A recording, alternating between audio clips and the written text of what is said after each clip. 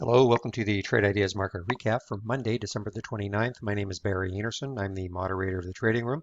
This is the address to get into the room, and you can log in with your Facebook or your Twitter account. It was actually a pretty active day for me today, not though activity doesn't necessarily translate into great trades, unfortunately. A lot of scalps. Had one that was not too bad, not actually two that weren't too bad, but the rest of them kind of scalpy trades with some minor losses and some minor gains. So let's take a look at them.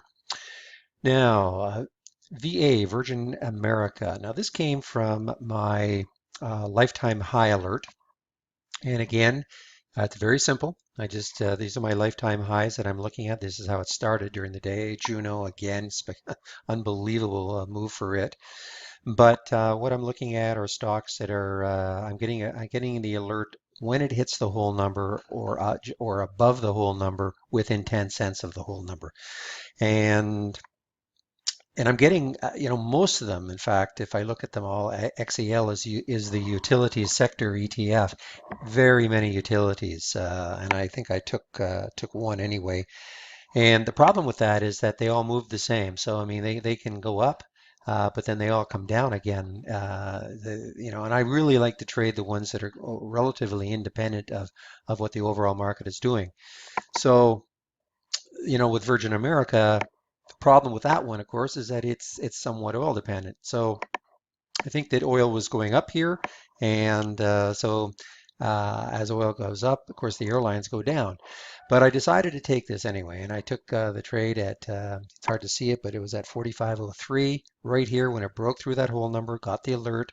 Uh, Now, I fully admit that I should have stopped myself out here, but this happened so fast and back up again that I almost didn't have the chance. And so I held on and I got lucky. That's all I can say. It dropped again, and but the next time it went back up through 45, I got out of it.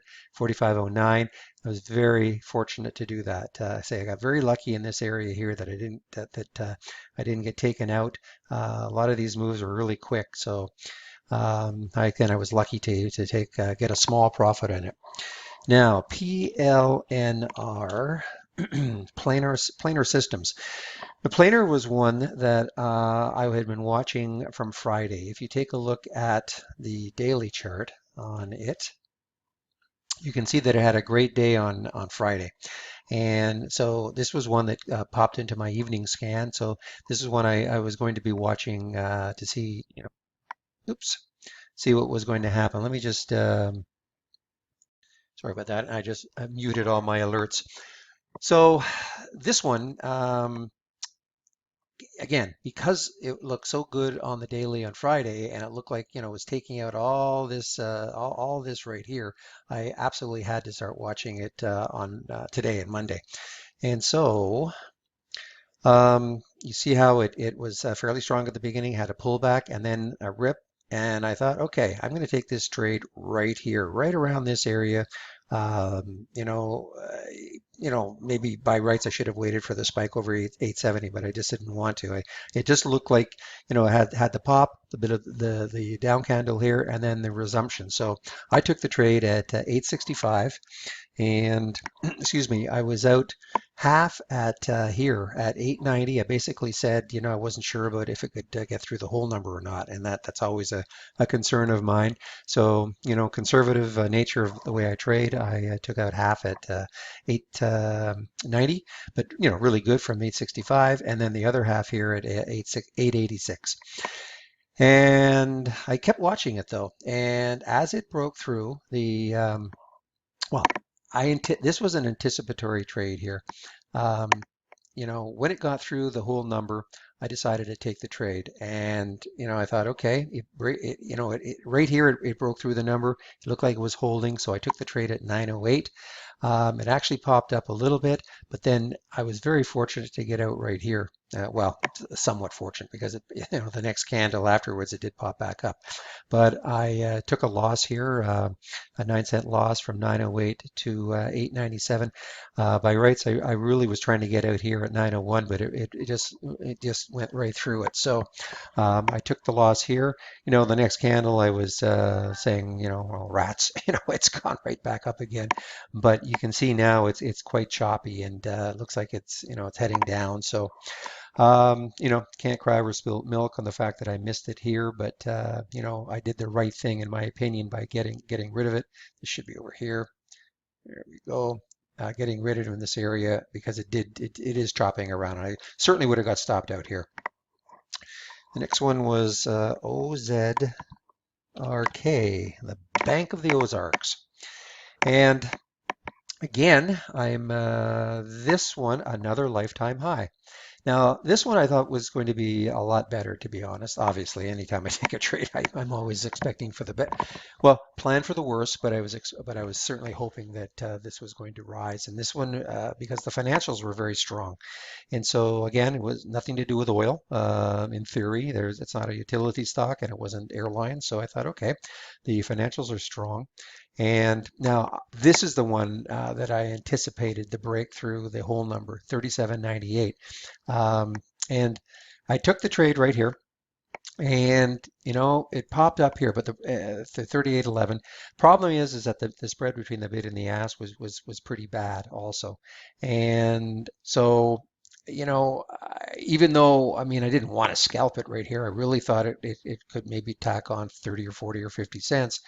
But it just wasn't to be. And when it came back down through here, I wasn't. It happened so quickly. Doesn't look like it, but remember the bid ask was quite bad. So I exited here at 37.88 for a 10-cent loss on it, and it's really it popped back a little bit over. Almost tempted me right here, but again, the bid ask wasn't great. You can see right here. I mean, we still have an hour and 10 minutes left in the market. It's only 227,000 shares, and so right here was hardly any. And that's the problem you can get. When you have a low volume stock, I mean, sometimes you can catch fire because of the low volume. The bid ask starts to spread, and then the bid catches up to the ask, and you're away to the races. But the reverse can happen, of course, and that's always the downfall of having a low volume. When you're into it, how do you get out? If all of a sudden the volume really dries up and somebody wants to get out. So that's how you can get trapped in it. The next one was SRNE, and yeah, this was now this again was on my list of I think if we take a look at the daily chart. Yeah, you see, this has been a high flyer, and here was the base here, or popped out right here, and then so this is Thursday, this was Friday, or Thursday might have been, I can't remember anymore, was it holiday? But anyway, this is today's trading, this is Friday, and this is the day before. I guess that would be Thursday, or was that? Yeah, you know what? This time of year, I never remember when Christmas is, Christmas Eve is, New Year's Day, New Year's Eve, and all these candles. I have really no idea what day this was, but you get my gist. Is that this was 2 trading days ago, and it popped out. So this was to be watched, and I was really looking for the breakthrough 10. And back to the 5-minute chart, and I didn't take it here, and when it came back down, it went all the way back down to 971. I thought, okay, when it reclaimed 10, that was my signal that I was going to get in. And I was a little late, but I got in at 1012, and it did get up to 1021, but it just basically started coming down again. I just didn't have a lot of confidence in it, didn't have a lot of confidence in the follow through today, and so I decided to exit the trade at my buy. Just to be on the safe side. And right now it's sort of popping around, but it's not really doing anything. You know what? I forgot. No, I didn't. I thought I forgot to mention the fact that I got in and out of planer before. Sorry. Now the next one didn't turn out to be too bad. I keep doing that. It's not S. It's SYRX. There we go. Now, again, this one, if I take a look at the daily chart, and this is all the work I do after the market closes, and you can see that now here's today. I mean, it's huge, huge volume day, and this will be on my list tomorrow for sure. But what attracted me to it was here's Friday, and broke through all this level here, so it certainly had room to go. Now, stupidly, to be honest, is I missed it. I talked about this one in the pre-market, and I just flat out really didn't follow it as closely as I should have.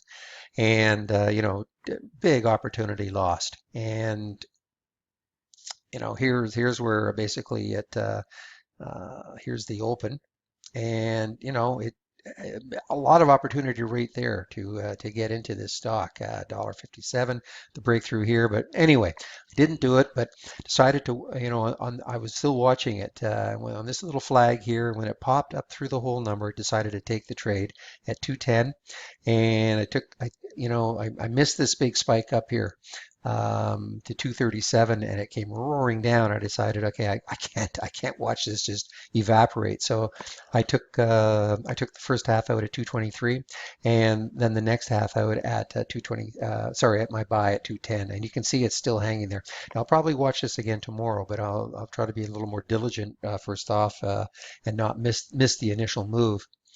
The next one was WFM, and this actually turned out to be a pretty good trade, and uh, basically, I was alerted to it around right here as something that was making a new high for the day.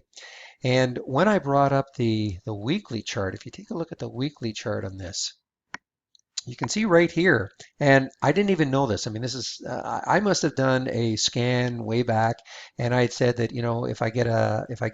if this gets to 49, I think it was 48, I want an alert on it. And so I was watching it, and let me just get back to and obviously why, because once it breaks through here, it looked like it would have a little bit of room to go, maybe up to 55. Not in one day, of course, but it wouldn't be a lot of resistance. So when I looked at back to the 5-minute chart, so I was watching this right here, and I told the room, I said, okay, I'm watching this, and then look at this huge volume bar that came in right here. Now it didn't move the stock, and I said that. I said, here comes the volume. Here's a huge volume bar. The stock has not moved. It was still sitting at, I think, 49.48 bid, 49.49 offer, and the longer it didn't move, um, I just decided I had to take this trade, and I got in at, actually it was 49.495. I was very lucky because this candle went right through 49.50 and got up to this level. I probably would have taken it here anyway, but I was fortunate to get a really good fill here, and then. Again, because I didn't feel the follow-throughs were working that well, I took out half at 49.63 and the other half at 49.80. So not bad. I mean, obviously it spiked, not obviously, but it spiked up to $50, over $50. Would have been great to hold on, but I just wasn't feeling it today in terms of the follow-through. So, I know a couple of guys took this trade though, so congrats to them. And I think that is it. Yes, it is it. Okay, so pretty active day actually. I say nothing spectacular, but a couple of good steady trades in the planar and the Whole Foods, and some little scalps. So hopefully we start getting some days with some good trends. That when these you get into a trade and either on a bounce or even on the break of the high of a lifetime high, that they just continue for even 10, 15, 20 minutes in the direction that you want it to. Okay, that's it for today. And let me just bring back the cover page. Here again is how to get in. And you can log in with your Facebook or Twitter account. I hope to see you in the trading room tomorrow.